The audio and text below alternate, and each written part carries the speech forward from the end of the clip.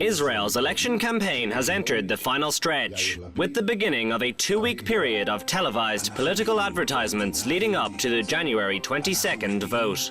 TV ads dominate election coverage in many parts of the world, and the only recognized democracy in the Middle East is no different. However, this election is different than previous ballots in the Jewish state, with social media playing a much larger role. Noy Alosha, a musician famous for his viral videos satirizing politicians, has been hired by one of the parties contesting the election to help boost its campaign appeal to younger voters.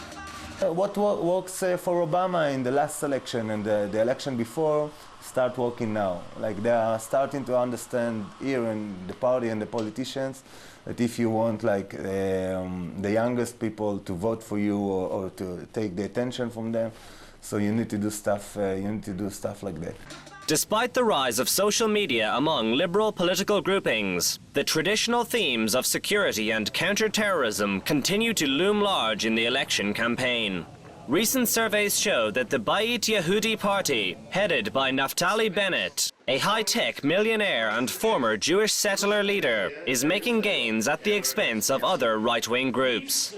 In a speech in Jerusalem, he described his objection to a Palestinian state.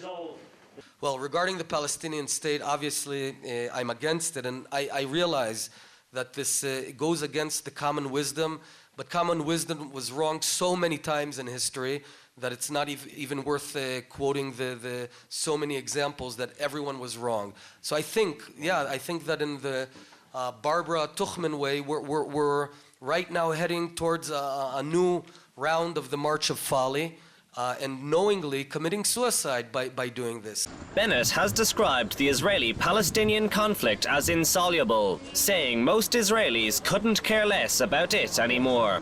Bennett has said that any change in government in the West Bank needs to be made through direct negotiation with the Palestinians and not imposed by foreign partners. I would say, let's sit down, let's talk about the real problems on ground. Let's create a joint laundry list of how we can solve each other's problem together and live together, because they're not about to evaporate, we're not about to evaporate, we're all here stuck together.